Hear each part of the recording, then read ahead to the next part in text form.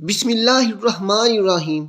ہم سب جانتے ہیں کہ اس دنیا میں مرد اور عورت کی جنس کے علاوہ ایک تیسری جنس بھی پائی جاتی ہے جسے اردو میں خواجہ سرا، ہجڑا، خسرا، زنخا جبکہ عربی میں مخنث کہا جاتا ہے۔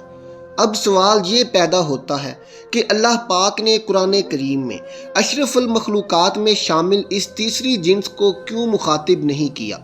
شادی شدہ جوڑے کون سی ایسی غلطیاں کرتے ہیں کہ ان کے ہاں خواجہ سرا پیدا ہو جاتے ہیں؟ کیا خواجہ سرا سے اسلام میں شادی کی اجازت دی گئی ہے؟ آئیے چلتے ہیں پہلے سوال کے جواب کی طرف۔ بے شک اللہ پاک ہی ساری کائنات کا خالق و مالک ہے، پھر ایسے کیسے ہو سکتا ہے کہ وہ اپنی مخلوق میں اس تیسری جنس کا ذکر نظر انداز کر دے؟ یہ محض ایک غلط فہمی ہے جو کہ مذہبی اور معاشرتی اکابرین نے ہمارے اندر پیدا کی ہوئی ہے۔ آئیے اس مسئلے کے حل کے لیے مشہور سائنسدان ہیری کلین فلٹر کی تھیوری کو دیکھتے ہیں۔ اس نے ایک بیماری دریافت کی جس کا نام اس نے اپنے نام پر یعنی کلین فلٹر سنڈروم رکھا۔ اس بیماری کے مطابق عورت اور مرد کی طرح خواجہ سرا کوئی تیسری جنس نہیں ہے، بلکہ یہ ایک جسمانی بیماری ہے۔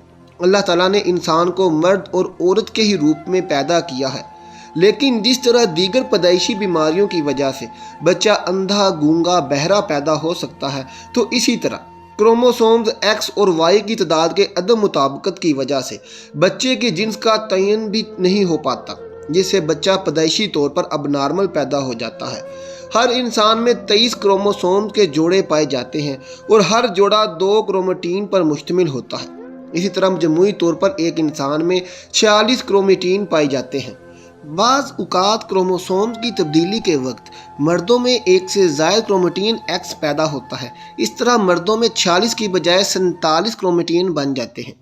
سائنسدانوں کے مطابق ہر 500 میں سے ایک مرد یا 47واں کرومیٹین پیدا کرتا ہے، اور بچے کی پیدائش کے وقت اگر یہی 47واں کرومیٹین باپ کی طرف سے ایکس ایکس یا ایکس وائی کی شکل میں ماں کے کرومیٹین ایکس سے جڑا بنا لے تو بچہ پیدائشی طور پر ٹرانسجینڈر پیدا ہوتا ہے۔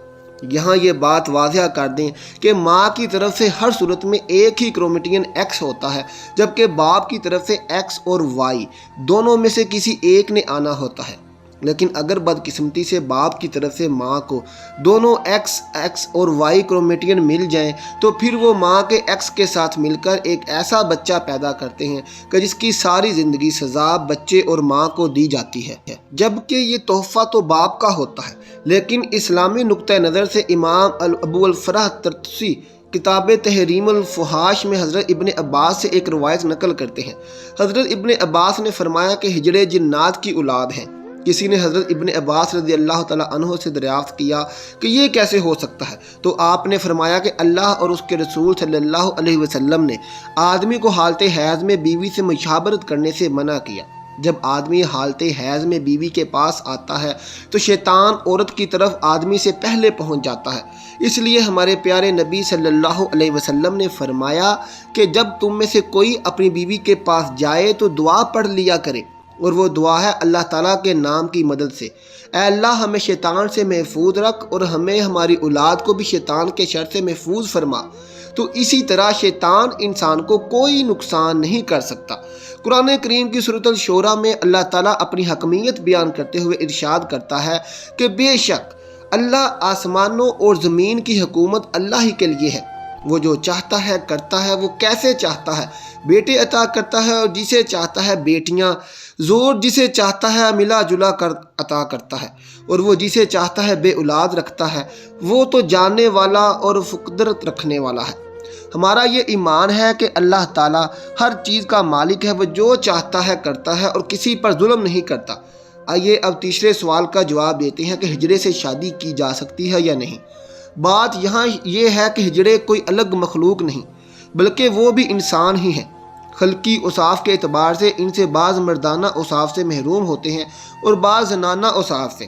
یہ انسان کی تخلیق کے وہ عیب ہیں جو اللہ نے ان میں ایسے ہی رکھے ہیں جیسے ہم بعض لوگوں کو انسانی اعضاء سے معذور پاتے ہیں۔ یہ نقائص امتحان کے لیے انسان میں رکھے جاتے ہیں۔ ایک انسان جو کہ معذور ہونے کے باوجود کامل عقل شعور رکھتا ہے تو اس کا امتحان صبر کا امتحان ہے۔ خنشہ مشکل یعنی جس شخص میں مرد و عورت کی علامت بالکل مساوی برابر ہوں، سے کسی لڑکے یا لڑکی کا نکاح شرعاً جائز نہیں۔ البتہ خنثی و غیر مشکل، یعنی وہ خنثی کے جس میں مردانہ قوی علامت غالب ہوں تو شرعاً مرد شمار ہونے کی وجہ سے اس کا کسی لڑکی سے نکاح، اور اگر اس میں زنانہ صلاحیتیں اور علامتیں غالب ہوں تو اس کا کسی مرد سے نکاح شرعاً بھی جائز اور درست ہوگا۔ ایک دفعہ ایک شخص باب العلم امیر المومنین حضرت علی کی بارگاہ میں حاضر ہوا اور عرض کرنے لگا، اے امیر المومنین، میرا بھائی ایک خواجہ سرا کی محبت میں گرفتار ہو گیا ہے۔ جب ہم نے اس کو اس مکروہ عمل سے باز رکھنے کی کوشش کی تو اس نے اسے مخنث سے شادی کر لی۔ اب آپ بتائیے کیا یہ نکاح جائز ہے؟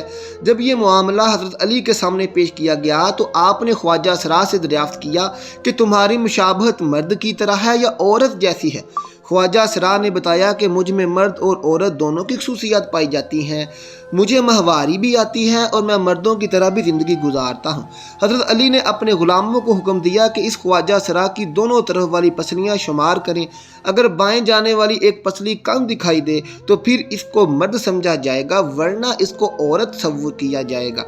جب یہ واضح ہو گیا کہ خواجہ سرا کی ایک پسلی کم ہے تو حضرت علی رضی اللہ تعالی عنہ نے فیصلہ صادر فرمایا کہ اسے مرد شمار کیا جائے اور اس کے شوہر اور اس کے درمیان علیحدگی کروا دی جائے۔ اسی طرح خواجہ سرا کی وراثت کا بھی مسئلہ ہے، اگر تو وہ مرد کے مشابہ ہے تو وہ مرد کا حصہ پائے گا، اور اگر عورت کے مشابہ ہے تو عورت کا حصہ پائے گا۔ افسوس کہ ہمارا معاشرہ جو کہ اسلامی معاشرہ کہلاتا ہے، اس میں انہیں عزت و احترام حاصل نہیں جو کہ مرد و زن کو حاصل ہے۔ اسلام میں قدرتی طور پر پیدا ہونے والے ہجڑے بچوں کے لیے وراثت میں حصہ رکھا گیا ہے۔